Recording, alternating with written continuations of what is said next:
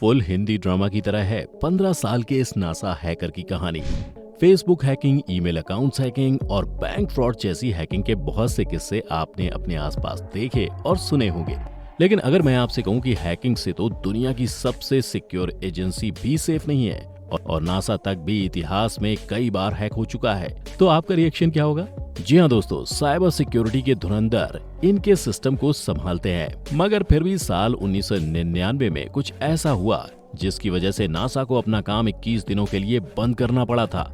और अगर हैरान होने के लिए इतना ही काफी नहीं था, तो आपको बता दूं कि ये सब किया था एक 15 साल के लड़के ने। नाम था जोनाथन जेम्स और एक परफेक्ट एंटरटेनिंग फिल्म की तरह जोनाथन की इस कहानी में ड्रामा भी है, सस्पेंस भी और एक दुखद मौत भी। जानेंगे कि कैसे बन गया 15 साल का ये लड़का नासा के लिए एक आफत, और इसके बाद उसके साथ क्या क्या हुआ आज के इस स्पेशल वीडियो में। स्वागत है आप सभी का दी मिस्टिका लैंड पर एक बार फिर से।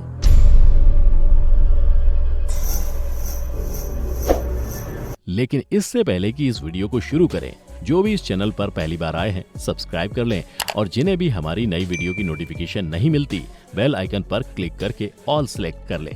खैर, लौटते हैं हमारी आज की कहानी की तरफ। दरअसल ये बात है उस दौर की जब अमेरिका में कंप्यूटर और इंटरनेट का चलन शुरू हो चुका था। उस दौरान बहुत से लोग इंटरनेट की ताकत को आजमाने में लगे हुए थे और बच्चे भी इस नई दुनिया की तरफ काफी आकर्षित हो रहे थे। उन्हीं में से एक था जोनाथन जेम्स, जो कि उस समय महज 15 साल का था और कंप्यूटर की दुनिया को समझ रहा था। माना जाता है कि इस बच्चे का दिमाग उस दौरान अपनी उम्र के बच्चों के मुकाबले कुछ ज्यादा ही तेज चल रहा था। देखते ही देखते कंप्यूटर को लेकर जेम्स इतना ज्यादा ऑब्सेस्ड हो गया कि उसके पेरेंट्स को भी उसके इस ऑब्सेशन से डर लगने लगा।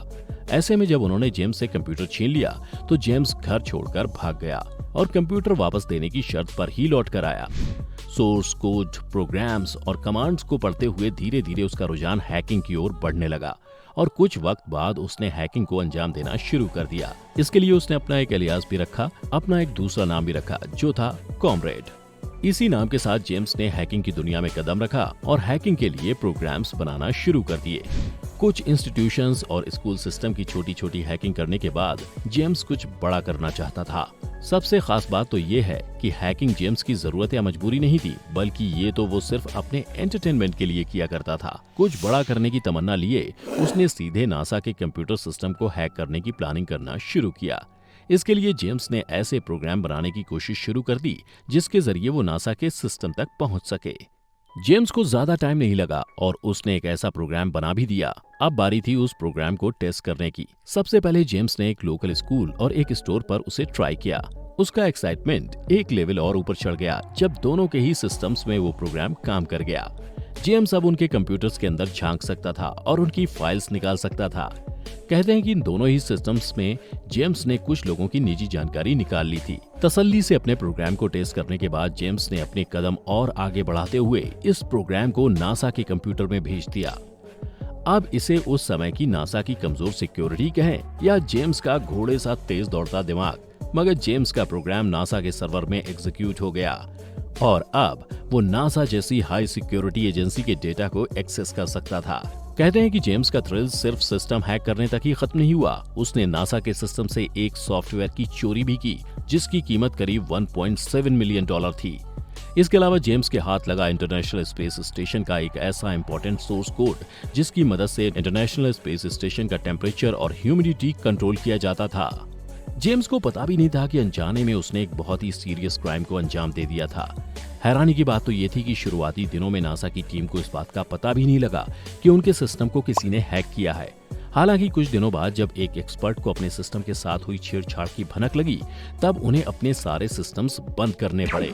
इसके बाद करीब 21 दिनों तक नासा की साइबर टीम इस मामले की तहकीकात में लगी रही कि हैकिंग का सोर्स क्या था और उनके सिस्टम में क्या क्या चोरी हुआ है, जिसके चलते सिर्फ 21 दिनों में उन्हें करीब 41,000 डॉलर का नुकसान हुआ। अपनी बेवकूफी से अनजान जेम्स को इस बात का अंदाजा भी नहीं रहा कि भले ही वो नासा को चकमा देने में कामयाब हो गया है, मगर वहां बैठे लोग आखिर दुनिया के सबसे बेहतरीन साइबर एक्सपर्ट्स हैं जो आज नहीं तो कल उसे ढूंढ ही लेंगे। हैकिंग के नशे में चूर जेम्स उसके बाद भी लगातार कई और कंपनियों के सिस्टम्स को हैक करता रहा। अगस्त और अक्टूबर 1999 में कॉमरेड ने डिफेंस थ्रेट रिडक्शन एजेंसी के कंप्यूटर नेटवर्क को भी हैक कर लिया।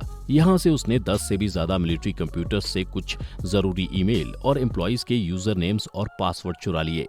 बता दें कि DTRA United states department of defence की एक संस्था है जिसका मिशन संयुक्त राज्य अमेरिका के लिए परमाणु, जैविक, रासायनिक, पारंपरिक और विशेष हथियारों से जुड़े खतरे को कम करना है। इन सारी घटनाओं के बाद सबको लगा कि ये किसी बड़े हैकिंग ग्रुप का काम है। ऐसे में हैकर्स का पता लगाने का काम जोरों शोरों से चलने लगा।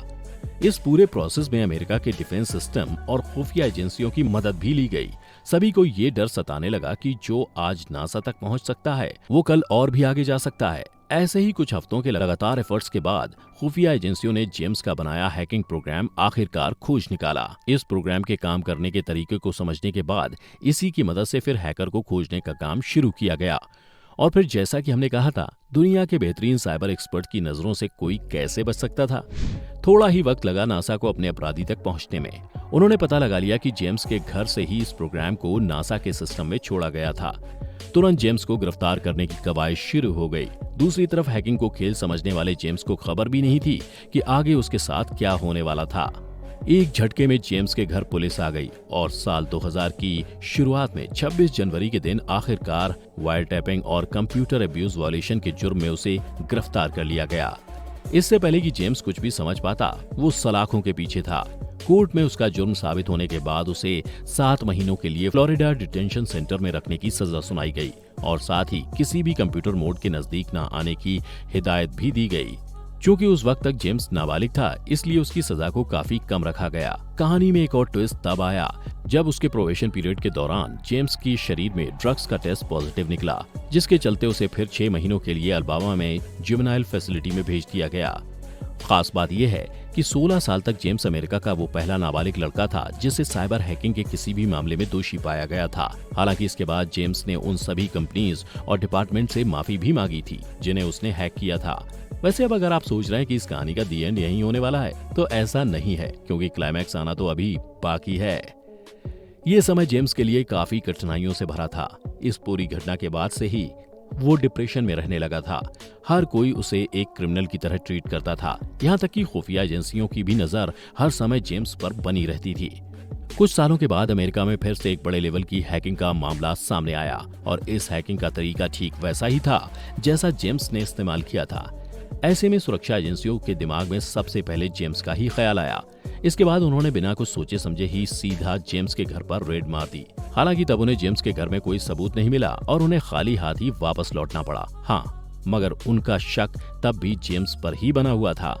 कहते हैं कि इस रेड के बाद से जेम्स काफी घबराया हुआ रहने लगा था और डिप्रेशन का शिकार हो गया था। उसे लगने लगा था कि उसके पुराने क्राइम के कारण इस बार भी उसे गिरफ्तार कर लिया जाएगा। वो फिर से जेल जाना नहीं चाहता था। रेड हुए 2 हफ्ते भी नहीं हुए थे कि एक दिन अचानक से खबर आई कि जेम्स ने आत्महत्या कर ली। उसने अपनी बंदूक से खुद को गोली मार ली थी। मरने से पहले जेम्स ने एक 5 पन्नों के सुसाइड नोट भी लिखा था, जो कि उसकी मौत के करीब 1 साल के बाद उनके पिता ने मीडिया के सामने पेश किया था। अपने लेटर में उसने लिखा था कि मुझे कानून व्यवस्था पर कोई भरोसा नहीं है। शायद आज का मेरा एक्शन और ये लेटर पब्लिक के बीच एक स्ट्रॉन्ग मैसेज रखेगा, लेकिन मैंने इस सिचुएशन से कंट्रोल खो दिया है और इससे रिकवर होने के लिए मेरे पास कोई तरीका नहीं है।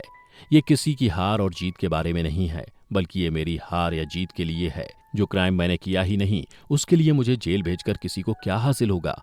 ये मेरी जीत नहीं, मेरी हार होगी और इससे बेहतर तो मैं आजाद होकर मरना चाहूंगा। तो दोस्तों, ये थी यंग मगर बेहद इंटेलिजेंट हैकर की दुखद कहानी। ये सच है कि जेम्स ने अनजाने में जो कुछ भी किया वो काफी गलत था, मगर जेम्स की इस कहानी ने सबसे सुरक्षित समझी जाने वाली एजेंसियों की भी पोल खोल दी है। जेम्स ने खुद कहा था कि सरकारें अपने कंप्यूटरों पर सुरक्षा के लिए जरूरी उपायों पर ध्यान नहीं देती हैं। सरकारी सिस्टम्स में सिक्योरिटी के कुछ मानकों की कमी है। हालांकि जेम्स के बाद से उन सभी कमियों पर ध्यान दिया जाने लगा था, जिसे इस हैकिंग के एक पॉजिटिव पहलू की तरह देख सकते हैं। जेम्स के पिता रॉबर्ट जेम्स, जो खुद भी एक प्रोग्रामर थे, उन्होंने एक इंटरव्यू में कहा था कि कभी कभी उन्हें लगता है कि उनका बेटा कितना बड़ा जीनियस था और कभी वो सोचते हैं कि उन्होंने किस बेवकूफ को दुनिया में जन्म दिया।